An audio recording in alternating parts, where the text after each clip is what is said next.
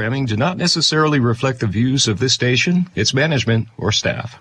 Prudent Money with Bob Brooks is sponsored by the Prudent Money Foundation on 91.3. Well, are you ready for the storm season? Today we're going to take a look. Stay tuned for the special Car Corner edition of Prudent Money.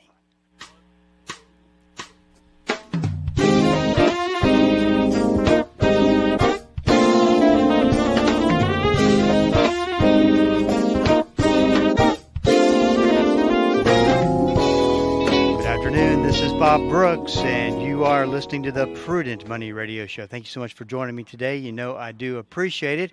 Today is actually the special Car Corner edition of Prudent Money, and Tony Joe's with me as he is every Friday to take your Car Corner question.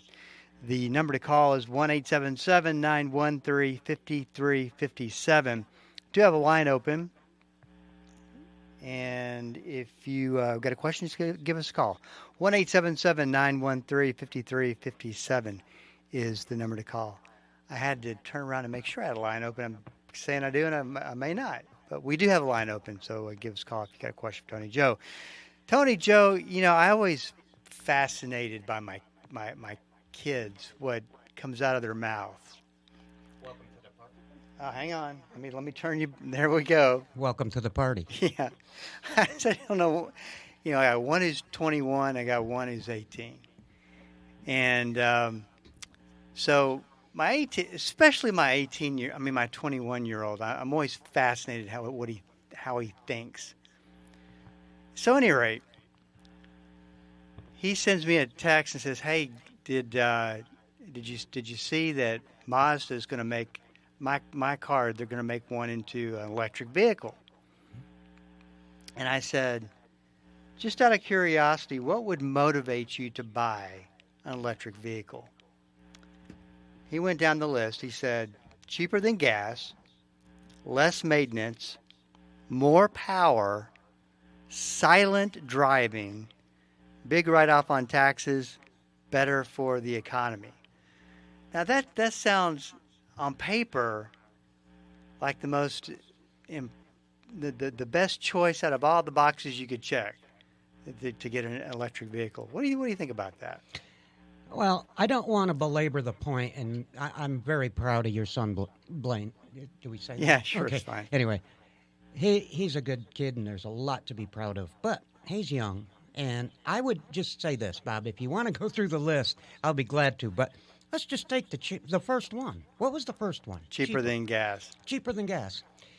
Well, here's what I would say to my kids if they were still living at home, young, like Blaine. I would say, okay, Blaine, cheaper than gas, that might be. But how much is it going to cost you in electricity? How much is a kilowatt hour? You don't know. You don't pay the electric bill. So let's find out if it's really, truly going to be cheaper than gas. Because, Bob, I will tell you this. I know it sounds like it's just my opinion, of course. This is just my opinion, but I see them trying to, I know they say they're not going to, but they are. They're going to get rid of gas stoves. They're going to get rid of, seems like they're driving the economy towards everything electric, which we don't have a grid to support. We've talked about that many times, and when they don't have a grid to support, the government's going to have to step in and upgrade things, and it's going to end up being a government-controlled electric company. I can already see it coming. And then the price is going to depend on the infrastructure and the amount of debt to build all this stuff. And you know the kilowatt hour is going to go through the roof. Now, having said that, I'm not saying it's going to be cheaper than gas until we see what happens with how much electricity they're going to charge you for a kilowatt hour and how much it's going to cost you to charge your car, how much it's going to cost you to actually drive that car. Will it be cheaper? I don't know. I doubt it, but that's just one thing. And I will say this before I stop on my rant. It has been introduced this week into legislation in California. I don't know if you know about this. Didn't know. They are going to now attempt, if they can pass this bill, they're going to attempt to charge your electric rate according to your income level. People that make more pay more per kilowatt hour. People that make less pay less per kilowatt hour. Spread the wealth, Bob. That's one way to do it, and that's fact. They're introducing that this week. I just heard it this week. Even for California, that's a little bit of a stretch, even for California. Well, Bob, you know what? I agree with you, and I would think it absurd as anybody else, except look at what's already going on, and you would think that was absurd, but yet it's not. So it's interesting to watch. So cheaper than gas is not necessarily something that you can say that now, but let's see what happens. You asked, this was kind of interesting. You asked Alyssa, who works in my office. You asked her would she ever buy an electric car, and she said no, because they don't have chargers at the apartments where we live. Right. You know and what? You didn't even think about that. I never thought about that. And all the time we've been discussing and evaluating pros and cons of electric cars, there's something that I never realized, and I hope anybody that's listening, if they ever thought about this, I'm sure they did if they live in an apartment, but when I think of owning an electric car, I own a home. So I think, okay, I got to have I wouldn't buy one, but if I did, I would have to have a charger put in my garage, and that's going to cost, by the way, tell Blaine that costs money too. So green across the palm there, buddy. Anyway, you're going to have one put in your home, and obviously you're going to have to pay for the machine, and you're going to have to pay to have it installed, and you're going to have to pay the electricity to charge your car. But what do you do if you live in an apartment? That never crossed my mind. Well, think about the number of people who live in an apartment and the number of potential electric cars in one, maybe two stations. Well, let's say there's even a lot of stations. You got to realize that, there's a condensed area with a big population. That's an apartment complex, right? Yeah, a lot of people, small location. So they're going to put chargers in, of course, probably. So every time you go to charge up your car, that charger, somebody paid for it, the battery charging station. Somebody paid for it. Somebody's got to buy electricity for it. And you got to realize that they're not going to sell you electricity for the same kilowatt hour rate you're getting at your apartment. Somebody's got to make money, or it doesn't exist. So that's another thing about driving an electric car in the future. How much is it going to cost you when you live in Texas and you're on a trip to see Grandma in North Carolina and you stop in Georgia to charge up? See, these are all things that I wonder about because we don't know. Right. We were once a year we bring up and talk about what to do in the event that you get caught in a weather situation. And what I said earlier when we introduced the program was that, are you ready for the storm season? And I'm sure people go, it's already almost May 1st. But, I can't remember the statistic. I do remember them saying this, that it's April and May that are the most tornadoes, most storms of any other time of the year. We can have a tornado any month of the year, but March, April, and May are the three most, statistically, the most active months for tornadoes, what we call tornado season. June 1st starts hurricane season. So right now we're in a pretty active period, and most of us know that, but it's always good to talk about in case you're a young person and don't know exactly what to do. It's always good to talk about what to do in certain situations when bad weather arrives and you're out on the road. I'll never forget this conversation I had with a DPS trooper. I was putting gas in the car, and the toll road was right there, and it was Christmas Eve day. There's water all over the roads. Ice was forming, and I said, I made some comment to the trooper. I said, because he was right there, and I said, boy, people are driving really fast. And he said, this always stuck with me. He said, the thing that people don't understand is that the speed limit is for normal driving times.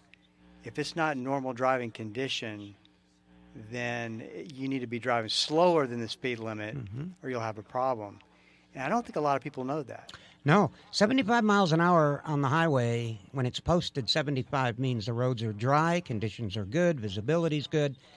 There's no, active weather. That's under the best conditions possible. So anything less than the best conditions possible, like a storm, a thunderstorm, flooding events, hard rain, visibility's low, fog, those kind of things, 2 words: slow down. Yeah, let me ask you this though. So let's say that you're going speed limit or greater on the highway. What could actually happen because you were going that fast besides somebody pulling into your lane and you couldn't stop quick enough because you couldn't get any traction? But I mean, you can't go into a hydroplane like that, can you? You mean on perfect conditions? No. When it's raining outside, going 75. Oh, sure. Is Certainly. that kind of like the biggest number one risk? Well, let me explain real quick so people know, because we talk about this all the time, but new listeners may not know.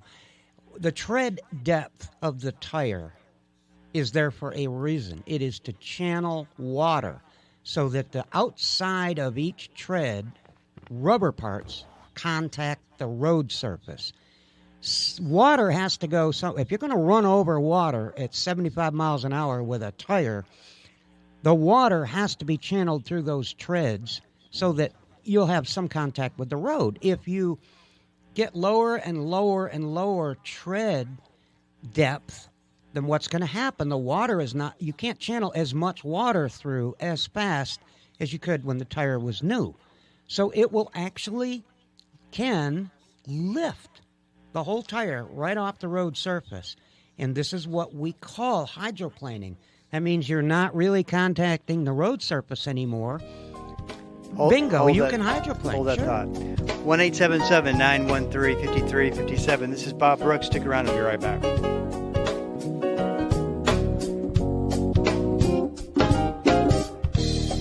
The Word for Today is excited to announce the new official online home for the ministry of Pastor Chuck Smith and K. Smith, pastorchuck.org. At pastorchuck.org, you'll have instant access to thousands of hours of verse-by-verse teaching by Pastor Chuck Smith from Genesis through Revelation, and full access to special messages on subjects such as prophecy and much, much more. Also at pastorchuck.org, a full library of great teachings by K. Smith, and a section where you can read some of Pastor Chuck's books online, all free of charge. So visit the new official online home of the Word for Today and the ministry of Pastor Chuck and K. Smith, pastorchuck.org. The Lord was with him. That description of David may sound like a comforting assurance, but it means a whole lot more. As we continue studying 1 Samuel, we'll learn how God is sovereign over everything, even using his enemies to accomplish his purposes. Listen this week to Truth for Life with Alistair Begg. Weekdays at 5:30 a.m. here on 91.3 KDKR.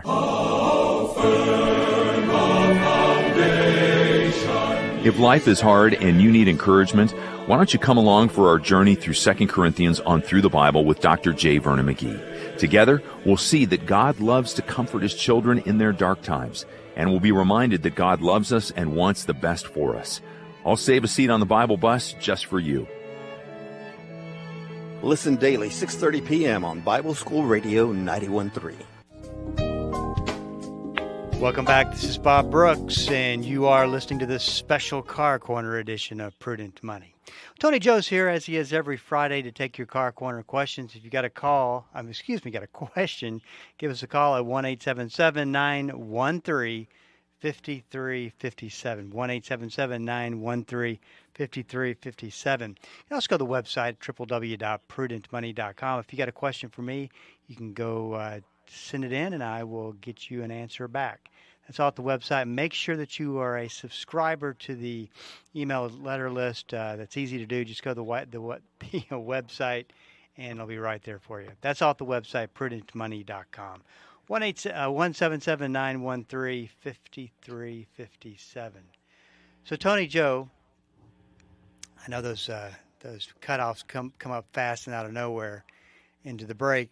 But it was a perfect cutoff right there, because the next question that I have for you, talking about hydroplaning, is what in the world do you do in the event that you start going into that situation?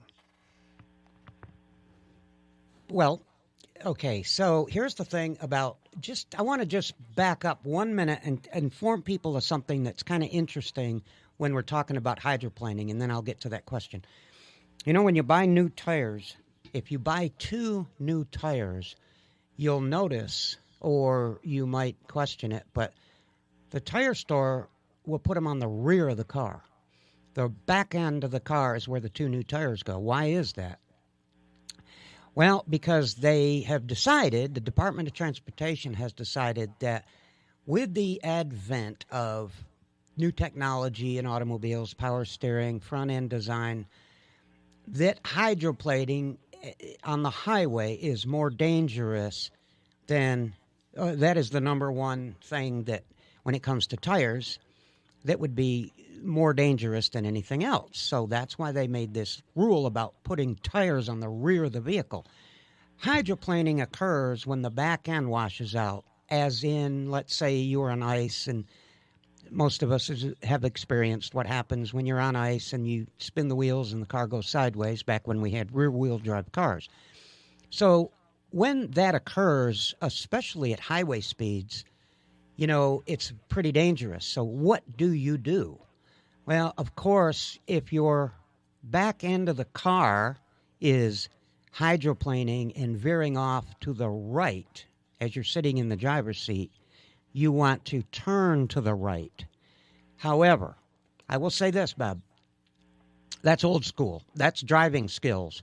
Many people do not have the reaction time or the training even, because all the new things on the car that will help you straighten out the car anyway, such as vehicle speed control. There's a number of different names for what happens when you go into a slide, especially like a hydroplane. The anti-lock brake system will activate certain brakes for you on the car that will pull you back into a straight position, or at least attempt to. It depends on how bad you're hydroplaning. But one of the things I like about the new design and the new technology of vehicles is the fact that they have stability control on a lot of cars now. So people may not realize it or even not know they have this advantage, but in most vehicles now, you do have traction control, vehicle stability control, different names for the same thing. It actually helps you drive the car. And that's one of the big things that eliminates a lot of accidents. Hydroplaning can be very dangerous, but with this new technology, we're kind of keeping it to a minimum, so to speak. Right. When the car gets just a little bit out, that's when it takes over. It doesn't have to go into a full-blown slide. You know, all these situations that you could find yourself in are pretty stressful. I think one of the excuse me, one of the more stressful is getting into a really bad hailstorm. You know, you're just stuck there. Maybe you're stuck in traffic. Nobody's moving. You know, and you're just like, well, my car's just going to have to take it, and hopefully it's not busting the windshields in. What do you do? Well, I will give you some tips. Now, they're not always, these are just tips that I've come up with myself over the years that I've lived on this planet, and I've been in hailstorms. So it's not something you're going to read in a book or anything. I'm just going to give you my personal thoughts. Number one, I have been in that situation where you're on the highway. I was in the middle lane. I wasn't on the highway. I was on a major thoroughfare. In the middle lane, traffic was backed up because people had stopped under the bridge. Now, Bob, stopping under an overpass is never a good thing to do. People do it because they want to get out of the hail. In fact, when you have hail, you usually have severe weather, high winds, and so forth. When you get under an overpass, those winds, think of a funnel, those winds go into the neck of a funnel and narrow down into a higher velocity wind speed than if you are not under the underpass. So that's not a good practice to do that. So here we were sitting there, and hail came, and there was nothing I could do. Absolutely, I had no moves, and boom, my windshield was cracked, and I didn't have any options. However, if you're not in that exact position, seek a couple of things. A tree. If you can go into a parking lot, and there's a tree provided with leaves on it, that provides you pretty good protection. And you might think about that if there's any apartment complexes that you're passing by and you see a lot of vacancies under the protected areas, the Right. places where you can get under the roof. You can do that because usually the hailstorm will pass within 5 or 10 minutes.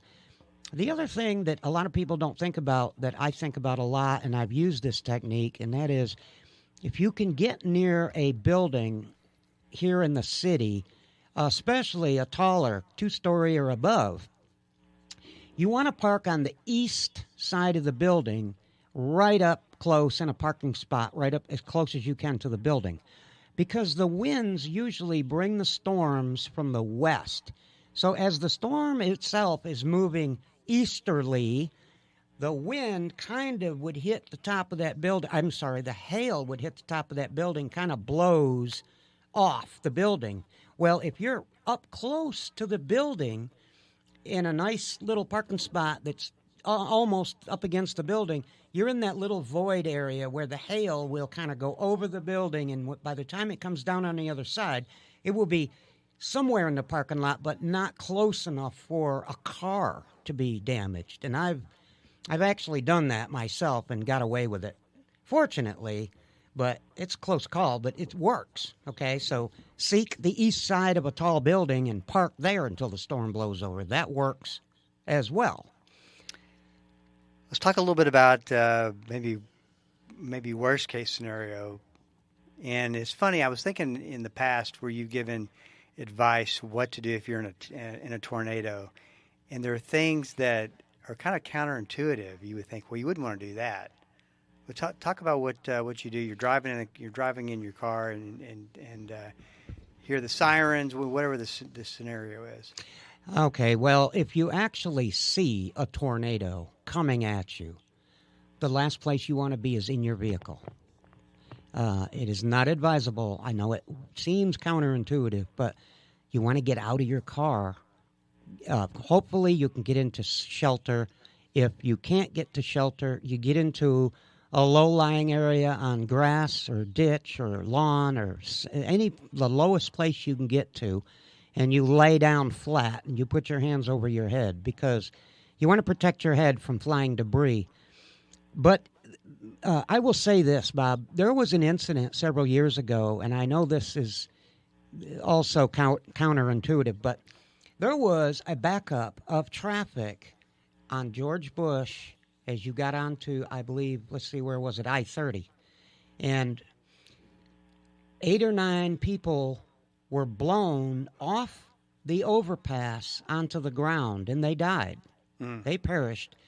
Now, think about this. What could they have done? Because my kids, like yours, asked me, Dad, what would you do in that situation? You know what? I had no answer. When you're up there and you're blocked in and there's nowhere to go and traffic is at a dead stop and a tornado is coming across the overpass, my point is this. Listen to the weather. Pay attention on severe weather days. Don't plan a trip to the mall where you got to go over one of the overpasses on a severe weather afternoon when there's a tornado warning out or a watch, and you know that it could be dangerous situations in the next couple of hours. Just try to stay tuned to the weather on these days that we have severe weather. It is to your best interest to stay put or to go someplace intelligent place, like you're going to be, I don't know, you're going to be here at this location and you time your activities to stay through the storm, period, or make it as close as possible, because, you know, you just don't want to be out on the road. You especially don't want to be on a high overpass. That's, as we witnessed a couple of years ago, that's such a dead-end road. There's nothing you can do there. And I wouldn't suggest you get out of the car at that point. I just don't have any answers. My best opinion and advice would be to pay attention to the weather and never get into that situation. Yeah, I think as good as they are about forecasting, in the worst case scenario, worst case scenario is that they're wrong. But just have a heads up, like the weather that's coming this way tonight, whether or not it turns into anything, being aware of it, and just making sure you're not putting yourself in harm's way. That's right. Hey, this is Bob Brooks. You got a question for me? Please go to the website at prudentmoney.com and send it in, because we are all out of time. Till we do meet again next time, keep the faith and have a great rest of the day.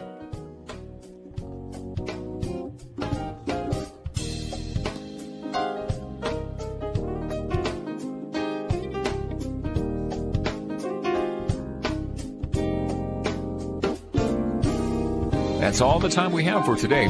Questions or comments for Bob, or to find out more great information like what you've just heard, visit www.prudentmoney.com. Be sure to join Bob Brooks again for the next edition of Prudent Money.